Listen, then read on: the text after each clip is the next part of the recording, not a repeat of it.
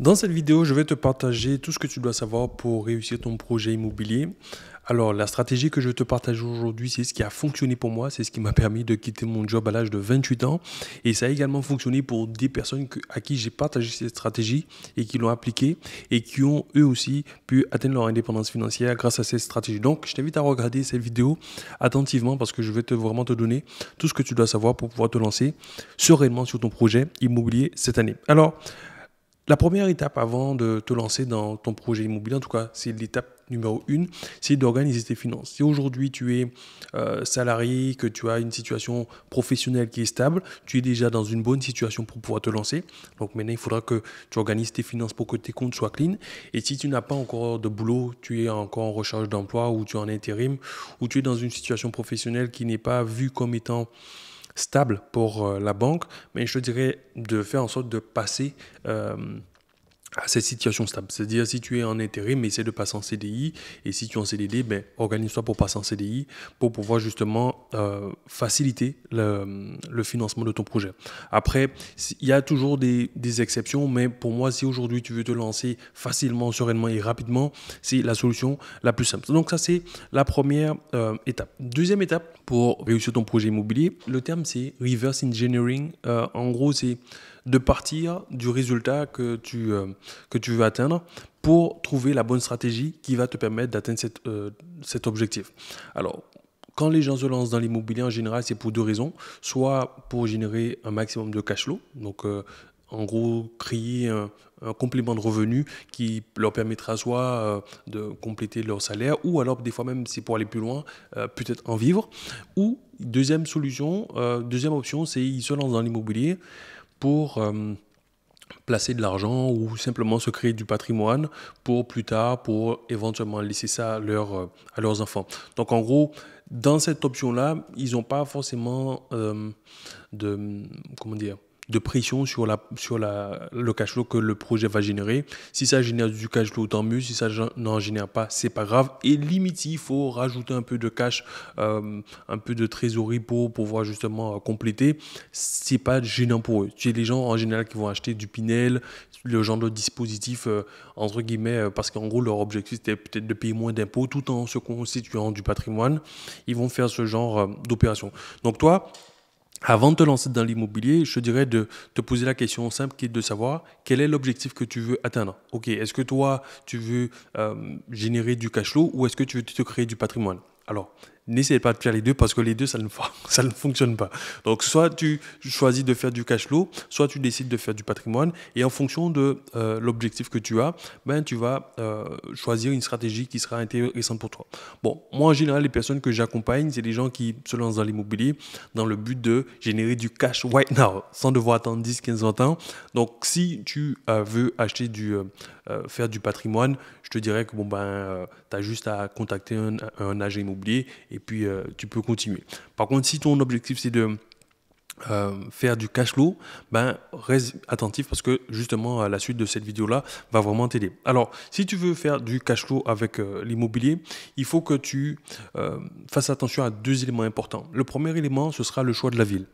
Pourquoi? Parce qu'en gros, aujourd'hui, si tu veux te lancer dans l'investissement immobilier et que tu t'entêtes à vouloir trouver un projet rentable qui sera par exemple en pleine région parisienne, ce sera compliqué. Toutes les grosses métropoles où le prix de l'immobilier est excessivement cher, mais ce sera compliqué pour toi de trouver des projets intéressants là-bas et donc de pouvoir faire du cash flow. Donc, l'idéal pour toi, ce sera de trouver des villes où il y a ce que j'appelle des anomalies de marché, c'est-à-dire qu'il y a du potentiel, mais les prix de l'immobilier ne sont pas encore élevés, donc ça te permet de quand même faire des opérations qui sont rentables et qui vont te permettre de dégager du cash flow. Ça, c'était le premier élément. Deuxième élément auquel il faudra faire attention, pour pouvoir faire du cash flow, il faudra faire attention au type de bien sur lequel tu vas te positionner. Alors, j'entends souvent, quand on veut se lancer dans l'immobilier, qu'on se dit, on va acheter un petit studio, un petit appartement ou même des fois un parking ou un petit bien, juste pour se faire la main, juste pour commencer à rentrer dans le domaine de l'immobilier, pour, entre guillemets, se préparer pour plus tard passer sur des projets rentables. Alors, cette stratégie-là, elle ne fonctionne pas. C'est contre-intuitif, mais ça ne fonctionne pas. Et c'est la stratégie que j'ai commencé par faire au démarrage. Je me suis dit que j'allais acheter un petit studio, puis un deuxième.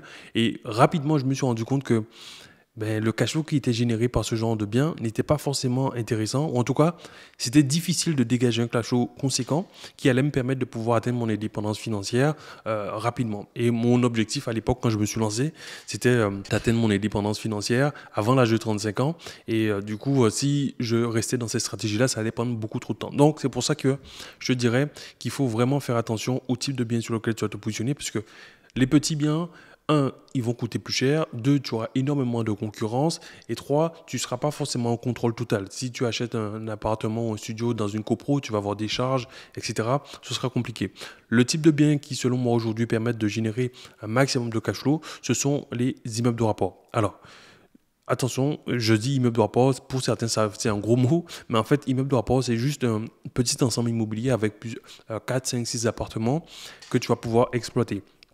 Alors, c'est quoi l'avantage des immeubles? Le premier avantage de l'immeuble, c'est que c'est un bien que tu vas acheter au prix de gros, c'est-à-dire que le prix au mètre carré sera beaucoup plus intéressant. Deuxièmement, tu auras beaucoup moins de concurrence, puisque quand tu parles d'immeubles de rapport, en général, les gens se disent, mais c'est inaccessible. Ils s'imaginent la tour haussmannienne ou du moins le gratte-ciel qu'il y a en région parisienne, alors qu'un immeuble, c'est un simple ensemble immobilier de plusieurs appartements. Donc, qui est tout à fait accessible. C'est souvent quand on débute, on a l'impression que c'est pas fait pour nous et que c'est fait pour les autres, mais alors pas du tout. Tu peux aujourd'hui avoir un immeuble à un prix vraiment très accessible, par exemple dans une ville en province. Donc pour moi, si tu as respecté ces deux éléments-là, c'est-à-dire le choix de la bonne ville et le bon type de bien, ben, ce sera beaucoup plus facile pour toi de faire une opération rentable en immobilier. Alors maintenant, tu as fait attention à la ville, tu as fait attention au type de bien. Maintenant, il faudra que tu te mettes sur le terrain, il faudra que tu passes à l'action. Donc la première étape que tu vas faire, c'est de rechercher ta pépite, ta prochaine pépite, rechercher ta prochaine opération. Donc, pour pouvoir trouver ton projet rentable, il va falloir, comme je l'ai dit, faire attention à la ville, mais surtout rechercher avec cette vision de potentiel. Il ne faut pas que tu recherches un bien en te disant, moi j'ai envie que ce soit du tout cuit. Voilà, c'est un peu ça l'image, c'est de te dire que tu dois rechercher un potentiel, tu dois rechercher une pépite, mais en ayant ce regard de, ok, aujourd'hui ça ressemble à rien, aujourd'hui ça pue, aujourd'hui c'est dégueulasse, aujourd'hui le bien il est dans son jus, mais il y a du potentiel. Et avec ce regard-là, ça te permettra de détecter, déceler des projets rentables, parce que des fois même les personnes que j'accompagne, quand je leur dis, ben nous, l'objectif, c'est de chercher des biens avec une rentabilité de 15%, ils me disent, mais Candy, j'ai contacté l'agent immobilier, il me dit que ça n'existe pas, limite, il me rigole au nez. Et c'est ce qui va t'arriver si tu contactes un agent immobilier et que tu lui dis que tu cherches un bien à 15% de rentabilité. Alors que ces biens-là, ils sont là. C'est un peu comme si tu demandais, je sais pas, aux mecs qui sont dans les mines, qui cherchent des pépites d'or, de te chercher une bague ou de te chercher une chaîne. Non. Ils te diront, frère, ça n'existe pas là. Là, ce qu'on a, c'est des cailloux, c'est des pépites, quoi, tu vois. C'est des petits... à la rigueur, si tu veux, on peut te filer un lingot, mais ça va s'arrêter là. Et si tu veux, toi... aller plus loin, ce sera à toi de transformer ce lingot-là en une chaîne, en une bague, en une boucle d'oreille qui aura beaucoup plus de valeur. Et bien, en immobilier, c'est pareil, c'est-à-dire que toi, tu dois chercher un bien qui, de prime abord, comme ça, ne ressemble à rien, de prime abord, comme ça, n'a pas forcément, du moins, il n'y a pas d'intérêt, alors que toi, si tu arrives à détecter, ok, le potentiel qu'il y a dans ce bien-là, tu vas pouvoir le transformer, l'améliorer pour en faire un projet intéressant, un projet rentable. Par exemple, nous, quand je vais rechercher un bien rentable, je vais faire une visite, je vais tout de suite analyser le potentiel du bien. Je vais regarder en fait sa structure générale, voir si c'est une structure qui est saine, et je vais voir par exemple la structure du bien, comment l'immeuble est configuré, si je vais pouvoir créer plusieurs logements à l'intérieur, et si je vois que j'ai des pièces qui sont par exemple en enfilade, c'est-à-dire que je dois passer par une pièce pour aller dans l'autre, là à ce moment-là, je vais peut-être pas forcément me positionner parce que je sais que ce sera compliqué d'agencer les pièces. Mais l'idée pour moi, c'est quand j'arrive de voir est-ce qu'un nouvel agencement sera possible dans ce bien-là, et si c'est le cas, à ce moment-là, je vais me positionner et je vais pouvoir justement réaliser justement une opération rentable. Donc ça, c'est la première chose. Deuxième avantage justement de tomber sur de chercher ce genre de bien, c'est que de prime abord, les gens les regardent un peu comme des vieux sacs de patates, tu vois. Genre quand quelqu'un voit un immeuble comme ça qui est dans son jus, qui pue, qui est dégueulasse, qui ressemble à rien, les gens n'y portent pas forcément beaucoup d'attention, alors que il y a du potentiel. C'est un peu comme je prenais l'exemple du sac de patates, c'est un peu comme le chef cuisinier qui vient, il va voir le fermier, il voit le vieux sac de patates qui est par terre, mais lui, il imagine déjà qu'il va pouvoir faire des purées, il va pouvoir faire des frites, il va pouvoir faire un beau plat savoureux. Ben, toi, c'est un peu ça. Il faut que tu arrives déjà à imaginer ce que tu vas pouvoir faire de ce projet-là. Mais en sachant ça, tu peux quand même tirer sur le prix parce que tu vas pouvoir montrer à la personne que, ben, en fait, aujourd'hui, ton truc là, c'est un vieux sac de patates, quoi. Tu vois, genre, bon, moi, je t'achète ton sac de patates et puis c'est tout, tu vois. Et de la même manière, comme tu vas pouvoir négocier ton prix, ça va te permettre justement de tirer les prix vers le bas parce que tu auras beaucoup moins de concurrence, comme je te le disais. Mais pour pouvoir savoir quoi négocier et comment négocier, il faudra que tu aies une certaine maîtrise du prix du marché. Et c'est pour ça que quand je vais chercher un projet, je vais chercher à comprendre, OK, quel est le prix de mètre carré dans le secteur. C'est toujours ça le point de base. On ne va pas faire de calcul sur est-ce que les murs sont beaux, etc. Non, combien il y a de surface et combien coûte la surface aujourd'hui. Et si aujourd'hui, je ne sais pas, le mètre carré il est à 1000 euros, ben, je m'interdis d'acheter un bien qui, quand je fais mon calcul, je constate que le prix du mètre carré, il est à 1200. Par contre, un bien qui est dégueulasse, etc., où c'est pas beau, ça pue, mais je vois que le prix au mètre carré sur le secteur est peut-être de 1700, 2000 euros et que là, je peux l'avoir à 800 euros, je sais que j'ai une pépite. Si bien entendu, la structure du bâtiment est saine. Tu vois. Donc, c'est pour ça qu'il faudra que tu apprennes à comprendre effectivement quel est le prix au mètre carré de ton secteur. C'est des choses que les débutants ne vont pas forcément regarder. Ils vont juste regarder le prix global et s'arrêter là. Non, toi, si tu veux réussir ton projet, il faut que tu maîtrises le prix au mètre carré de ton secteur. Maintenant, tu vas me poser la question, mais comment je fais pour détecter, connaître le prix au mètre carré? Donc, tu peux aller sur des sites très simples comme Meilleur Agent. Et là, tu peux directement taper le nom de la ville dans laquelle tu veux investir et tu auras un prix au mètre carré de base. Et toi, tu vas pouvoir te baser sur ça pour déterminer si l'opération que tu vas réaliser est une bonne opération ou pas. OK? Donc ça, c'est la première chose, comme du moins la deuxième chose. Donc on va négocier le projet. Maintenant qu'on l'a négocié, on a une idée de ce qu'on va pouvoir faire. Maintenant, on arrive à l'étape, je dirais presque la plus compliquée du projet, c'est l'étape du financement.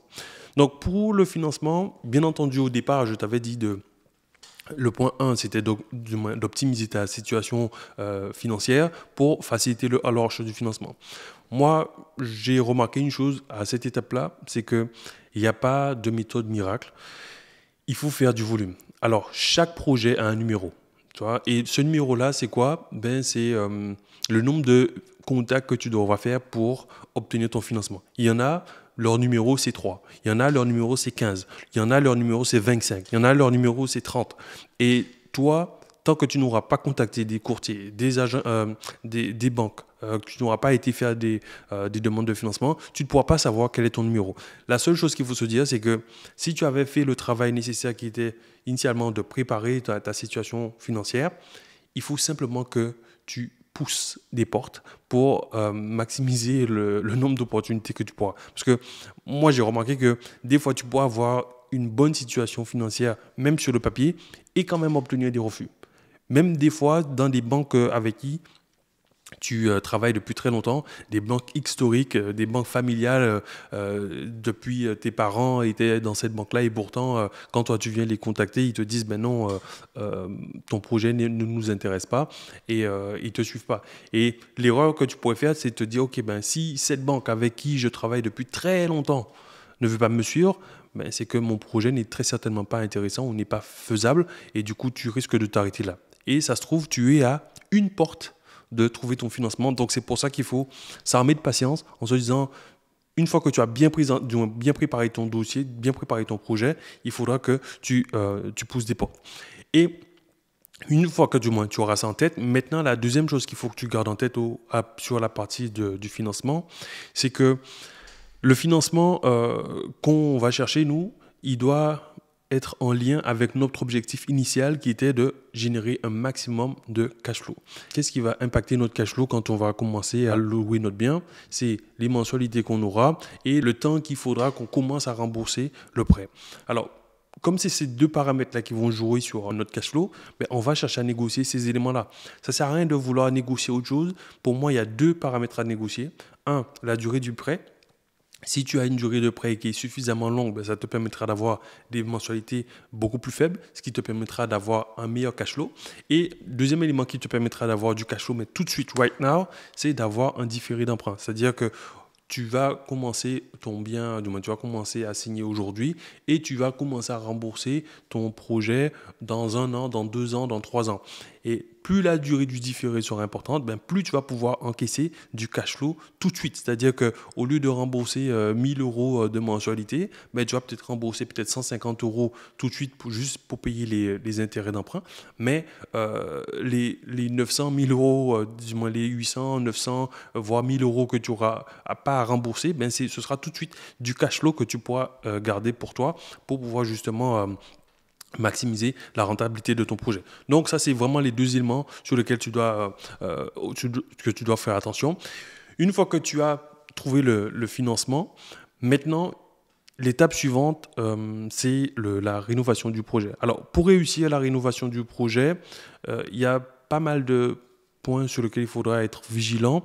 Et c'est vraiment là que la magie opère. Parce que n'oublie pas, au départ, on a acheté un bien qui n'est pas forcément très sexy, c'est pas beau, ça pue, tu vois. Genre, on a acheté vraiment un vieux sac de patates. Voilà. L'idée, c'est de se dire, ben, maintenant, on va sublimer ce qu'on a acheté. Ce vieux truc-là, on va le sublimer. Et pour pouvoir faire ça, la première étape, c'est de planifier. Tu vois, je regardais l'autre fois récemment une émission sur des trucs de pâtisserie et tout. Avant de commencer à faire leur pâtisserie, ben, les pâtissiers, ils dessinent déjà qu'est-ce qu'ils vont faire.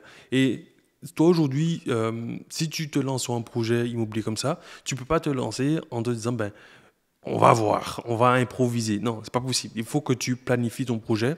Et la planification commence par le fait de faire des plans de ton projet, de la situation actuelle à ce que tu aimerais faire.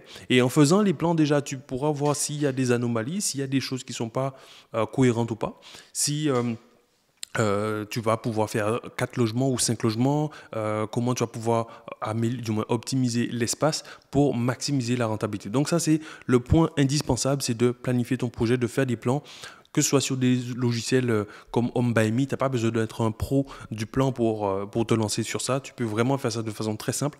Donc tu peux faire tes plans. Une fois que tu auras fait tes plans, ben, ce qu'il faudra faire maintenant, c'est trouver le bon artisan, celui qui va faire cette transformation. Alors, comme c'est une étape cruciale, moi, le conseil que je te donnerais, c'est de trouver un artisan qui a soit l'habitude de faire ce genre de projet, ou en tout cas, de choisir quelqu'un qui a suffisamment d'expérience, qui pourra faire ce genre de projet. Parce que si tu te lances avec quelqu'un qui vient de se lancer dans ce genre de projet, et que tu lui mets un truc colossal à réaliser, on connaît déjà le résultat. Soit il va te dire, bon ben écoute, je peux pas, finalement je pensais que je pouvais et non je peux pas. Tu devras directement voir quand la personne peut ou pas, tu vois. Genre, tu vois que c'est, je sais pas, un auto-entrepreneur, il est tout seul. Alors j'ai rien contre un auto-entrepreneur, mais il est tout seul, il te dit qu'il va faire des travaux de rénovation d'un immeuble de 5-6 appartements. Tu vois, même si il avait toute la volonté du monde, ça va lui prendre un temps de fou, et deux, ce sera compliqué. Donc, cherche une entreprise qui a le potentiel, qui a les ressources et qui a l'expérience pour pouvoir faire ça, puisque tu ne peux pas laisser cette étape-là entre les mains d'un débutant, entre les mains de quelqu'un qui n'aurait pas forcément tous les attributs, en tout cas toutes les ressources pour pouvoir réussir la partie rénovation. Parce que comme je te l'ai dit, c'est une étape vraiment super importante qui, selon moi, peut tout faire foirer. Donc, si tu rates cette étape-là, ben là, c'est fini. Donc, vraiment, pense à ça. Ensuite, l'étape suivante, ce sera d'adapter ta fiscalité. Parce que une fois que tu as fini tes travaux, que tu as lancé ton projet, l'élément qui va impacter fortement ta rentabilité ou en tout cas ton cash flow, c'est les impôts que tu vas payer. Donc, c'est pour ça qu'il est indispensable de bien trouver la stratégie fiscale, en tout cas la stratégie pour payer le moins d'impôts possible, pour ne pas justement te retrouver à peut-être gagner beaucoup, mais à devoir payer beaucoup aussi de l'autre côté. Donc du coup, finalement, tu ne t'y retrouves pas. Et étant aujourd'hui en France, c'est indispensable d'adapter ta stratégie en prenant justement en considération les futurs mouvements qu'il y aura au niveau des lois, etc. Donc garde ça en tête justement pour maximiser ta rentabilité. Et si d'ailleurs tu veux qu'on en discute avec toi, tu pourras justement réserver un appel avec un membre de notre équipe ou moi-même. Comme ça, on va pouvoir voir comment on peut t'aider sur ton projet. Ok. Ce qu'il faudra faire maintenant, c'est une fois que tu as adapté ta fiscalité, ce sera maintenant d'automatiser la gestion de ton projet. Parce que si tu t'es lancé dans l'immobilier, je suppose que c'est pour passer plus de temps avec tes proches et pour peut-être avoir une indépendance financière. C'est pas forcément pour te créer un nouveau job. Moi, en tout cas, c'est la façon dont, du moins, c'est ma vision des choses quand je parle d'immobilier. Moi, je vois l'immobilier vraiment comme un investissement, quelque chose qui est là, qui tourne et qui génère des revenus. Pour moi, mon job, c'est pas de gérer des biens immobiliers. Mon job, c'est de créer peut-être d'autres business, de créer d'autres activités. Et ça doit être entre guillemets, mon petit truc qui est là, qui produit des revenus. Et si tu as pensé ton projet comme du moins comme un système, mais tu dois absolument mettre en place, comme je te l'ai dit, des éléments qui vont te permettre d'automatiser la gestion pour que justement tu puisses ne pas du moins passer toute ta vie à gérer tout ça. Ok. Donc pour pouvoir faire ça, si par exemple tu fais de la location courte durée, ben, ça va passer par le fait d'utiliser des outils comme un channel manager. Tu vas pouvoir utiliser des outils de gestion si tu fais de la location longue durée. Mais l'idée, c'est vraiment d'utiliser tous les outils qui sont à ta disposition aujourd'hui pour vraiment te faciliter la tâche en termes de gestion de ton projet. Voilà. Et maintenant, je te dirais, la 10e étape, selon moi, c'est de... Ben, comme on dit, hein, rincer la marmite et recommencer. Parce que tu as fait un premier projet, ça génère du cash. Maintenant, il faut que tu recommences et que tu partes sur un deuxième projet. Parce que l'idée, c'est vraiment que tu puisses enchaîner et puis arriver à un stade où tu as suffisamment de cash flow qui rentre, où tu puisses te poser la question, OK, maintenant, qu'est-ce que je fais? Est-ce que je continue de travailler parce que ça me plaît ou est-ce que je veux arrêter? Est-ce que je veux lever le pied? Moi, j'ai accompagné plusieurs personnes il y en a pour certains, au bout d'un an et demi, 2 ans, ben, ils avaient arrêté leur job parce qu'ils pouvaient vivre de cette activité. Et il y en a d'autres qui continuent de travailler, non pas parce qu'ils sont obligés, mais parce que le travail qu'ils font du moins, leur procure une certaine satisfaction personnelle. Ils ont dans un poste qui est intéressant pour eux, qui les stimule mentalement. Donc, ils restent dans ce job-là. Mais en tout cas, l'idée, c'est de dire qu'une fois que tu auras réussi de mettre en place ton projet, ça te procurera une certaine satisfaction personnelle déjà, premièrement, mais aussi une option. Ça te permettra de pouvoir choisir, d'être dans une posture où tu peux choisir ce que tu veux faire de ta vie et pas te retrouver à la merci d'un patron qui pourrait te mettre à la rue du jour au lendemain, pas parce qu'il le veut, mais peut-être parce que c'est à cause de la situation économique du pays, etc. Donc vraiment, je pense que ça peut être une solution pour toi de te protéger en faisant ça, en mettant en place un projet intéressant, en tout cas un projet immobilier qui va te sécuriser. D'ailleurs, si tu veux aller plus loin, parce que là, c'est vrai que j'ai donné les éléments de base pour te donner en fait la direction, mais si tu veux aller plus loin, j'ai créé justement une vidéo de formation que tu pourras découvrir qui est dans la description. Tu auras également un livre que j'ai écrit qui s'appelle Comment investir dans des immeubles rentables. Tu pourras lire ce livre-là pour pouvoir justement parfaire ta stratégie et vraiment commencer à avancer vers ton indépendance financière. Si tu veux voir des exemples concrets d'ailleurs de vidéos de personnes qu'on a accompagnées, je t'invite à regarder cette vidéo-là qui, selon moi, va te montrer comment justement Linet a réussi à quitter son job grâce à l'investissement immobilier. D'ici là, moi, je te retrouve dans la prochaine vidéo. Je te dis ciao, ciao.